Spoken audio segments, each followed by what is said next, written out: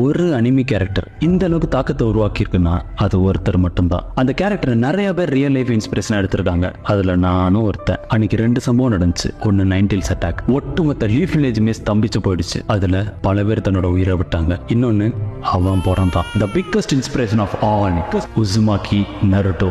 வாழ்க்கையில வெறும் கஷ்டத்தை மட்டுமே சந்திச்சாவன் பல விஷயத்தை இளம் வயசுல கத்துக்கிட்டான். ஆனா விட்டு கொடுக்கறதுனா என்ன அப்படிங்கறத மட்டும் கத்துக்கவே இல்லை. கெட்டவனுக்குள்ளேயும் ஒரு நல்லவன் இருப்பான் அப்படின்னு அவனுக்கே புரிய வச்சு அவனை பேசிய மாத்திரல தலைவன் அந்த ரகம். நருட்டோட ரசிங்களை சிக்கினவன் கூட பொழைச்சிருவான். ஆனா அவனோட டாக் நோ ஜுட்சுல மாட்டவன் மாறாம போனதா சரித்திரமே இல்லை. எந்த ஊர் மக்கள் அவனை அடிச்சு விரட்டினாங்களோ, எந்த ஊர் மக்கள் அவனை கொலகாரன்னு சொன்னாங்களோ, எந்த மக்கள் அவனை மான்ஸ்டர் அரக்கன் ஒதுக்கி வச்சாங்களோ, இன்னைக்கு அதே மக்களுக்கு அவன் தான் தலைவன். ஹிஸ்டரியிலேயே இப்படி ஒரு ஹொக்காகவே யாரும் பார்த்திருக்க மாட்டாங்க. ஒருத்தன் எவ்வளவு தடம் வந்தாலும் அவனோட குறிக்கோள்ல எவன் ஸ்ட்ராங்கா நிக்கிறானோ அவனோட வெற்றியை எந்த கொம்பம் வந்தாலும் தடுத்து நிறுத்த முடியாதுங்கிறதுக்கு ஒரு பர்ஃபெக்ட் எக்ஸாம்பிள் தான் தலைவன் நருட்டோ உசுமாக்கி. இன்னைக்கு அந்த மாமனிதனோட பிறந்த நாள். Happy birthday sensei.